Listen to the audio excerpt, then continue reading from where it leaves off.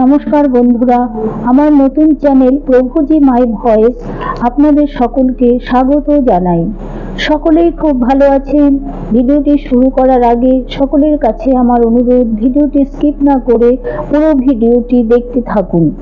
ভালো লাগলে অবশ্যই লাইক, কমেন্ট, শেয়ার করুন আর চ্যানেলটি সাবস্ক্রাইব করে দিয়ে পাশের বেল আইকনটি দাবিয়ে দিন, যাতে কোনো নতুন ভিডিও আপলোড করলে খুব তাড়াতাড়ি আপনাদের কাছে পৌঁছে যায়।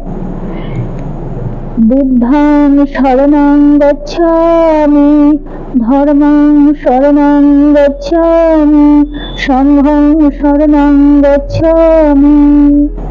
অর্থাৎ আমি বুদ্ধের শরণ নিলাম, আমি ধর্মের শরণ নিলাম, আমি সংঘের শরণ নিলাম। বুঝতেই পারছেন আজকের আলোচনার বিষয়বস্তু ঠিক ধরেছেন, বুদ্ধদেব। বুদ্ধদেবকে নিয়ে আজকে আমি খুব সংক্ষিপ্ত কিছু কথা বলবো। মূল বিষয়বস্তুতে যাই।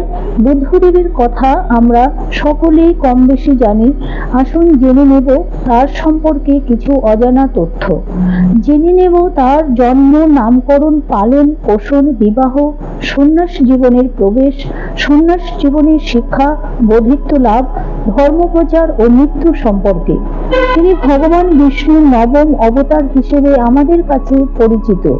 তার পিতা ছিলেন শুদ্ধোধন ও মাতা মায়া দেবী।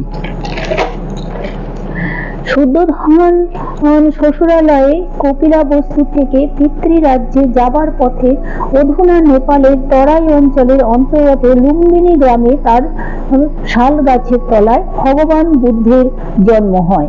তার জন্মের ঠিক সপ্তম দিনের মাথায় তার মা মায়াদেবী জীবনাবসান ঘটে। শুদ্ধোধন তার শিশুর জন্মের পঞ্চম দিনে নামকরণের জন্য 8 জন ব্রাহ্মণকে আমন্ত্রণ জানান এবং তারাই শিশুর নামকরণ করেন সিদ্ধার্থ, অর্থাৎ যিনি সিদ্ধি লাভ করেন। মাতার মৃত্যুর পর তিনি বিমাতা হলে মাসি গৌতমী কর্তৃক লালিত পালিত হন এবং তার নাম হয় গৌতম বুদ্ধ। বৌদ্ধ পুঁথিগুলি অনুসারে পিতা শুদ্ধোধন তার জীবনে বিলাসিতার সমস্ত রকম ব্যবস্থা করেন। তা সত্ত্বেও সিদ্ধার্থ বস্তুগত ঐশ্বর্যের যে জীবনের লক্ষ্য হতে পারে না তা উপলব্ধি করেন।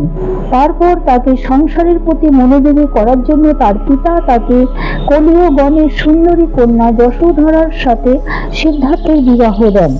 তারপর তাদের রাহুল নামের একটি পুত্র সন্তান জন্ম নেয়। সিদ্ধার্থের তার জীবনের প্রথম 29 বছর রাজপুত্র হিসেবে অতিবাহিত করেছিলেন এবং তারপর প্রাসাদ ও ঐশ্বর্য ছেড়ে দিয়ে সন্ন্যাসী জীবনে অগ্রসর হবার জন্য ব্রতী হন। প্রাসাদ ছেড়ে বিদায় নেওয়ার পর বনের শেষ প্রান্তে পৌঁছে রাজস্ব ত্যাগ করে তরোয়াল দিয়ে তার লম্বা চুল কেটে মুণ্ডিত মস্তক হন। তারপর তার প্রিয় অশ্ব ও প্রিয় সারথীকে বিদায় জানিয়ে সন্ন্যাসী হওয়ার পথে অগ্রসর হন। আপনারা কি জানেন তার প্রিয় অশ্ব ও প্রিয় সারথীর নাম? জানলে অবশ্যই কমেন্ট করে জানান। আর আমার থেকে জানতে হলে ভিডিওটি দ্বিতীয় পর্বের জন্য অপেক্ষায় থাকুন। খুব শীঘ্রই দেখা হবে নতুন আরেকটি ভিডিও নিয়ে। ততক্ষণ সবাই ভালো থাকবেন, সুস্থ থাকবেন, সকলকে ভালো রাখবেন। নমস্কার।